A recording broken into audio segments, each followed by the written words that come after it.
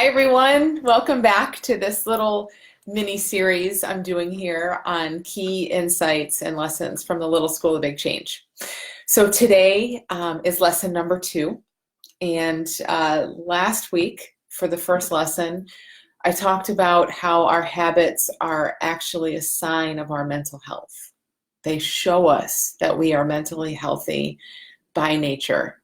Crazy, shocking, I know, doesn't make any sense, except it makes perfect sense when you flip things around and see it in this way. So you can find that video and rewatch that one if you want. But today I want to give a second little insight, and I'm being advised to keep this under 5 minutes. I don't think I can do it, but I'm going to see what I can do in 5 minutes. So today's is around what we experience. I want you to kind of consider that there's a you. Don't hang on the words, right? But there's some sense of us. And then in addition to that sense of us, separate from that sense of us, there's all kinds of stuff moving through. I always call it stuff because it puts it all together in one camp. And that's what I think we don't tend to naturally do. So what we humans tend to naturally do is get really in there with our psychology and that stuff that's moving through us. And we're like, ooh, I had that thought. I had this feeling. I'm feeling a little anxious. I'm feeling kind of sad. What's going on? I'm feeling confused. I better fix that. I better do something to clear up my confusion. We're so used to living in this, right? It's like, I heard someone say, call it like a helmet once, and I love that. It's such a visual metaphor. Like we have this helmet on, and you know there's a world out here, but you're in your helmet, right? So all you see is all this.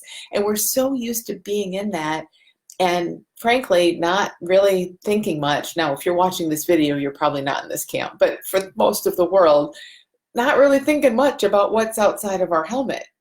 All we're focused on is trying to rearrange what's in the helmet and use it to our advantage and get it to be on the nicer side and get rid of some of that other stuff we don't want in the helmet, right? So we're in this helmet of thought, feeling, experience. And for the most part, for all of us, probably at times, this is life. Like this is reality. Now, again, you're watching this, we can have a bigger sense of like, okay, I know there's a lot more besides what's in my little helmet, but still, we're so much in this. And sometimes we're totally collapsed with it. It's like the helmet is on tight and it's all we got. And other times we're a little less collapsed. Other times we're like, oh, there's anxiety floating around in my helmet, or there's that old memory, or this old urge, or whatever it might be, right? So there's a little room in our helmet other times. But still, where we've just been kind of conditioned and taught to go habitually is to be in what's in that helmet, in the content of it, picking it apart, calling it names, giving it labels, bringing in, and we don't do this, but our mind does it, our brain does it, bringing in other experiences that match what's in our helmet. So we're so in all that, and it looks really complex and complicated, and things look different. Like there's nice stuff and there's bad stuff. There's comfortable feelings and there's uncomfortable feelings. And that's where we kind of live. And what I want to challenge you to kind of do with this, or to see around this, is, I always just call it stuff, or experience stuff, because I want to give that impression, which is how it looks to me more and more, like it's all the same. There's no, now your mind will pick it apart and call it names and bring in memories that match it and all that stuff, but there's no need to do that. And that's important to see, because if you know it's not necessary, if you know it's not helpful, if you can start to get a feel for how all of our experience, thought, feeling, all that stuff in our helmet, all of it, it's just moving. It's like moving through us, moving on, right? Moves through us, moves on. It's all the same. It's all stuff. We can stop it and pick it apart, but we don't need to. We will at times, but it doesn't benefit us really. Like it's stuff moving through. Starting to see it that way begins to really give you a little space from it. it starts to put you in a place to where you aren't so in that helmet. You're like, yeah, there's a helmet on. I can feel it and hear it and see it and all of that good stuff. I get that I'm wearing a helmet, but that's just stuff. Now, as soon as it's stuff, again, I know this is just a little wording trick, but it isn't. It's pointing to something really big that I want you to kind of get a feel for. As soon as it's all just stuff and it's all essentially the same and it's all just in there and it all moves through you, there's a lot less concern about it. There's a lot less that it would even occur to you to do with it.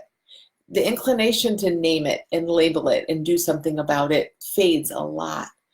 The inclination to see it as personal, to think it means something or it's about you, it's your stuff, that fades a lot.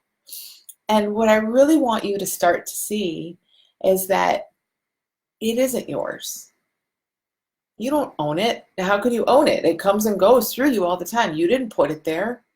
Yes, I know. People can sit there and think about something in particular and feels like we put a thought there. Set that aside. Like, by and large, we don't put our own experience in us or through us or wherever the heck it is. We don't do that. It shows up and then our mind grabs it and says, mine, about me, mine, about me. Well, what if we don't? What if we just consider, oh, that's just a mind doing that. We don't have to do that.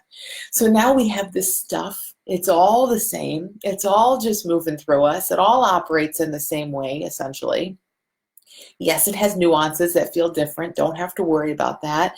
It's all this stuff moving through us. It is not you, as you know, and it is not yours. As much as your mind will call it mine, my anxiety, my thoughts, my feelings, it does not belong to you and it does not mean anything about you. See if you can start to see it in that way. And as you do, this sounds minor, perhaps. It sounds little and subtle. It's huge what this begins to open up. Huge. Because again, all this complexity just kind of starts to fall away. It's what people call starting to see more simply or having a more quiet mind or feeling as if they're not their experience. This, from what I've seen, is one way anyway that we can really start to get a feel for that. The classic metaphor everyone always uses is weather, right? As there's a hurricane moving through the United States right now, it's a hurricane moving through us at times.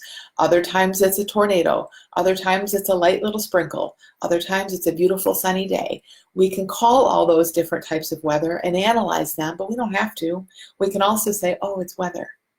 It's all weather, and we know a lot about how all weather operates. Same with you. Same with your psychology and your experience.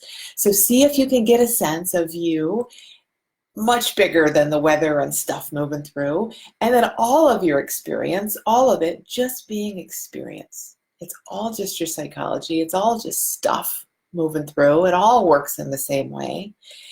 And see what that does for you, because it's really huge. Taken together with the insight from last week, insight number 1 around our habits being a sign of our mental health, we're doing so much and we fall into these habitual patterns because we're trying so hard to manage the noise in our helmet. We're trying so hard to change the weather, to make the weather be a more pleasant kind of weather that we prefer to the kind of weather we're getting. As soon as it's all stuff, it's all the same, it's all experience, that falls away. What are you trying to manage? You're not picking it apart anymore, right? It's like, oh, it's just life moving through me. I don't have to worry about it so much. Then you feel the blue sky behind all that weather. Then you fall into your own peace and your own health. That's how the habits and all of that stuff that we're doing to try to manage what's in our helmet or manage our weather just becomes like, why? It doesn't make any sense anymore. And it begins to naturally weaken and fall away. So I did it in 9 minutes. I knew I couldn't do it in 5. Maybe next one will be 5, but okay, I'm under 10, so I'm gonna say that's a win.